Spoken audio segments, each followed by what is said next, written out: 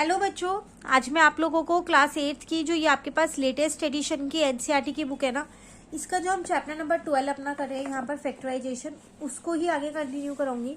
तो आज एक्सरसाइज 12.2 का हम क्वेश्चन नंबर 2 करने वाले हैं। क्वेश्चन 1 हम ऑलरेडी कर चुके हैं और ये चैनल पे अपलोड भी है। ठीक है, देखिए इसमें भी आपको फैक्टराइज ही करना है। इसका मतलब अगर कोई आइडेंटिटी लग रही है तो बहुत अच्छी बात है, आप आइडेंटिटी लगा के फैक्टराइज कर दो, नहीं तो मिडल टर्म स्प्लिट हो रही हो आप उससे भी कर सकते हो। वैसे इस क्वेश्चन में ज़्यादातर आइडेंटिटीज वाले ही पार्ट्स दे रखे हैं, फिर भी देखते हैं। चलो शुरू करते हैं। फर्स्ट पार्ट की अगर मैं यहाँ बात करूँ, ये दे रखा है। देखो इसको मैं लिख सकती हूँ 2p का होल स्क्वायर और इसको लिख सकती हूँ 3q का होल स्क्वायर। अब एक आइडेंटिटी होती है ए स्क्वायर माइनस बी स्क्वायर की, वो होती है ए प्लस बी और ए माइनस का बी।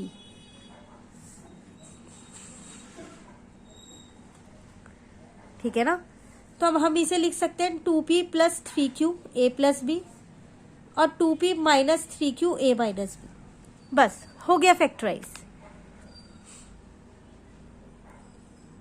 तो आपको ये देखना है क्या वो किसी का स्क्वायर बन रहा है। अगर बन रहा है तो आइडेंटिटी लग जाएगी, और नहीं बन रहा तो कोई और तरीका देखेंगे फिर। ठीक है, सेकेंड पार्ट देखो, 63a square minus 112b square. ना 63 किसी का स्क्वायर होता, ना 112 किसी का स्क्वायर होता, लेकिन ये दोनों ही नंबर मेरे पास 7 की टेबल में आते हैं। तो 7 मैंने यहां से कॉमन लिया तो ये 9a स्क्वायर बचा। अब ये 7 की टेबल में कब आता है, तो इसके लिए मुझे इसे डिवाइड करना पड़ेगा। 16 पे आता है ना, 7 6 42 होते हैं ना। तो क्या अब इस 7 को बाहर रख के मैं यहाँ एक आइडेंटिटी बना सकती हूँ 3a का होल स्क्वायर, और ये बन जाएगा 4b का होल स्क्वायर, क्योंकि 16 4 का स्क्वायर होता है और 9 3 का। अब a square minus B square यही आइडेंटिटी लग रही है, तो a प्लस बी और a माइनस बी। ठीक है ना, हो गया फैक्टराइज। 7 ऐसे ही रहने दो। तो अगर कहीं पर आइडेंटिटी नहीं बन रही तो आप ये देखो क्या आप उसमें से कुछ कॉमन ले सकते हो, लेने के बाद क्या पता आइडेंटिटी बन जाए। ठीक है, चलिए थर्ड पार्ट देखते हैं। कुछ और नया होगा तो और नया कुछ सीखेंगे इसमें। ये है, ये तो पता है 7 का स्क्वायर है, ये भी पता है 6 का स्क्वायर है। इसमें तो डायरेक्ट यही आइडेंटिटी लग गई है, a प्लस बी और a माइनस बी। ठीक है, चलिए फोर्थ पार्ट कह रहा है आपसे। देखो ये तो 4 का स्क्वायर है और ये 12 का, ये तो पता चल रहा है, लेकिन यहाँ पर जो वेरिएबल है उनकी पावर देखो 5 और 3 है।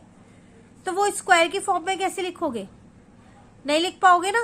तो पहले कॉमन ले लो, तो यहां आ जाएगा 4x स्क्वायर माइनस 144, सॉरी 16 आएगा। ठीक है ना, इसलिए पहले बाहर लो। पावर का भी ध्यान रखना है, वो स्क्वायर में ही होनी चाहिए, तभी तो स्क्वायर बना पाओगे। अब ये तो ऐसे ही रहने दो, इसको लिख दो 4x का होल स्क्वायर, इसको लिख दो 12 का होल स्क्वायर। तो इसमें आइडेंटिटी लग जाएगी मेरे पास a प्लस बी, इसमें लग जाएगी a माइनस बी। ठीक है, चलिए फिफ्थ पार्ट आपसे क्या कह रहे हैं यहां पर।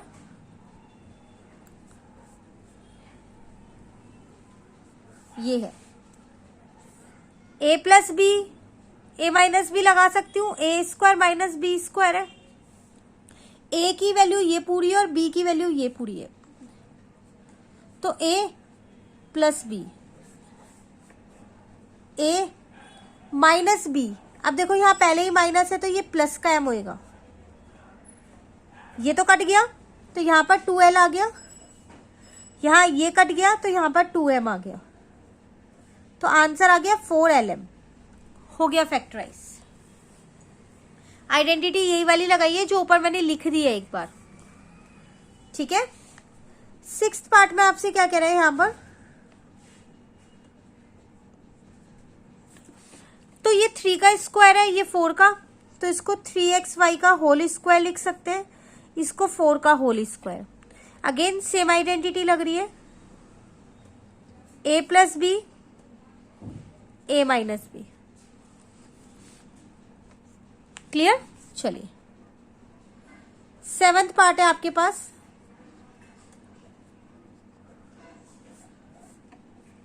ये पार्ट है आपके, क्या ये किसी की आइडेंटिटी बन रहा है? ऐसा हमने क्वेश्चन नंबर 1 में किया है, बिल्कुल बन रहा है। x माइनस वाई का होल स्क्वायर है ये, और ये जेड स्क्वायर ऐसी है। देखो a square minus 2ab plus B square बना है ना ये।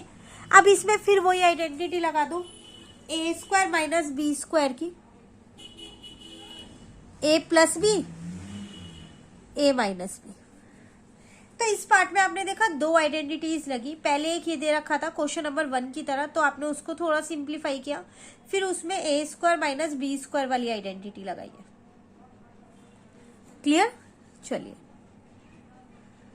8th पार्ट पे आते हैं।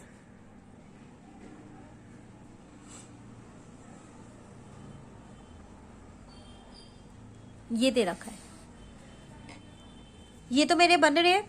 इसको लिख सकती हूँ 5a का होल स्क्वायर, इसको लिख सकती हूँ 2b का होल स्क्वायर।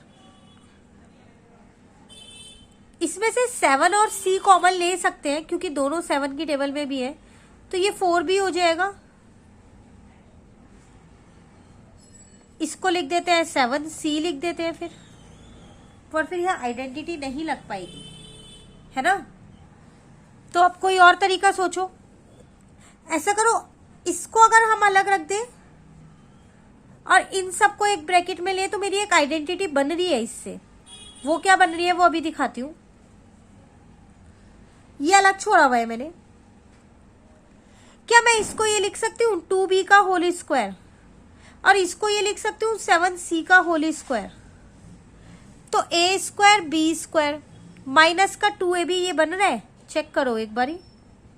a की जगह a की वैल्यू, b की जगह b की, बन तो रहा है।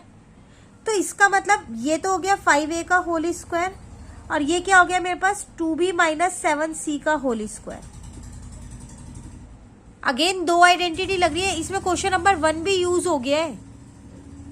1 वाली आइडेंटिटी जो आपको दे रखा था उसको सिंप्लीफाई करना था, है ना। अब इसमें a square minus B square की आइडेंटिटी लग गई, तो वो क्या होगी मेरे पास a प्लस बी और a माइनस बी। तो यहाँ ऑलरेडी माइनस है, तो प्लस का 7c हो जाएगा। तो आपने देखा किसी किसी क्वेश्चंस में दो दो आइडेंटिटी लग रही है, जैसे एक इसमें और इसमें लगी है। तो मेन है आपको फैक्टराइज करना आना चाहिए। तो अगर आप सीधा क्वेश्चन 2 करो और 1 नहीं करोगे तो दिक्कत हो जाएगी। तो पहले आप 1 वाला कर लो, वो भी चैनल पे अपलोड ही है, ठीक है। उसके बाद 2 वाला करना तो और अच्छे से क्लियर हो जाएगा। नेक्स्ट क्लास में 3 वाला कराऊंगी, तो शायद वो इन दोनों का मिक्स करके हो। तो ये दोनों अच्छे से कर लो, इसे नेक्स्ट क्लास में करेंगे, ठीक है। वीडियो अच्छी लगी लाइक ज़रूर करना, फ्रेंड्स के साथ भी इन वीडियोस को ज़रूर शेयर कीजिएगा। Thank you.